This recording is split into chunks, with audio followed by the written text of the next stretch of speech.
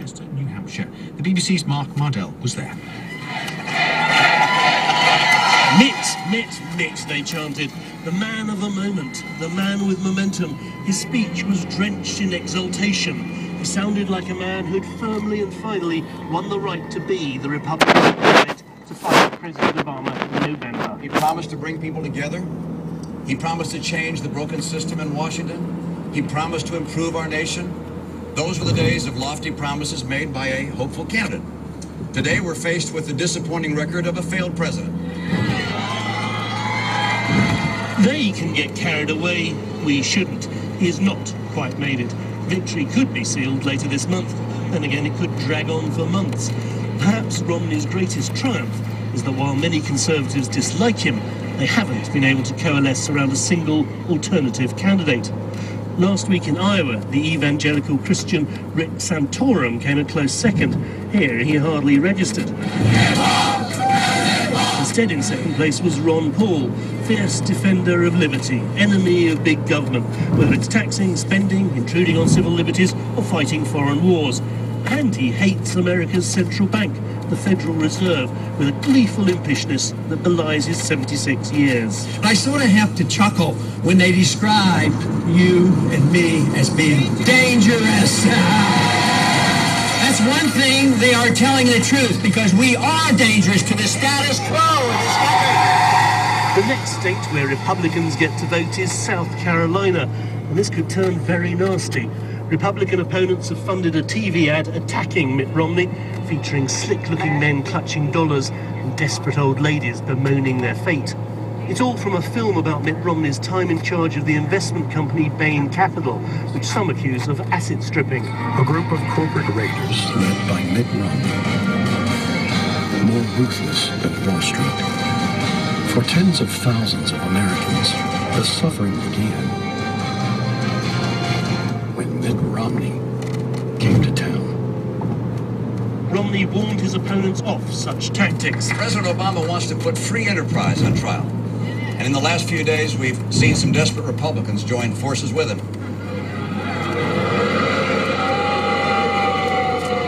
This is such a mistake for our party and for our nation. For all his success, the danger for Romney is that the longer he fails to quite clinch it, the longer there is for the attacks to sink in, and the better that is for President Obama. Mark Mardell there. Well, one of the unresolved issues of the Obama presidency is how to move forward on his promise to shut down the controversial US detention facility at Guantanamo Bay in Cuba. It's 10 years exactly since the first prisoners arrived there. At its height, it housed nearly 800 inmates. Now there are just over 170. Here's our World Affairs correspondent, Nick Childs. Guantanamo Bay has been controversial ever since it first opened 10 years ago, with the ill-judged publication of images of the first inmates from the Afghanistan conflict in orange jumpsuits, blindfolded and manacled, arriving at the facility. The initial detention centre, Camp X-Ray, has long since been superseded, but the controversy has certainly not gone away. For the prison's 10th anniversary, the campaign group Amnesty International has said it's leaving a toxic legacy for human rights. But the prospects for its closure seem as uncertain as ever, despite the Obama administration's renewed commitment to close it. The facility was opened to house what were termed enemy combatants, who the Bush administration said were not entitled to the protections of the Geneva Conventions or US law. There were multiple legal challenges to this, and the fact that the inmates were essentially being held indefinitely. The establishment of quasi-military tribunals was also challenged, and Guantanamo Bay became embroiled in the controversy over US detainee abuse and alleged torture. All along, there's also been an argument between supporters and critics over whether the security benefits of the facility have outweighed the public relations and image costs. Most of the detainees have been released or transferred, but President Obama has been unable to fulfill his pledge to close the facility amid security, legal and political wrangles over what to do with the inmates who remain. Nick Charles reporting there. You're listening to the BBC World Service. The Pakistani Prime Minister Yusuf Raza Gilani has fired the country's top civilian defence official for gross misconduct. The sacking of retired General Khalid Lodi worsens the already delicate relationship between the Pakistani government and the army.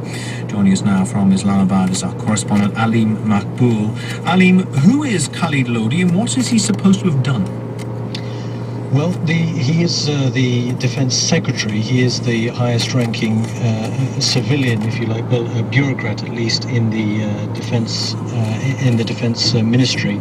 But he was seen as someone who was very close to the military and actually someone who had more power than anyone else in terms of defense within the current Pakistani administration. But he has been sacked by the Prime Minister ostensibly for misconduct, but actually it may have been for his comments in recent days in which he said on the record that this government should not have any jurisdiction over the operational matters of the military and the intelligence agencies here. That, of course, is something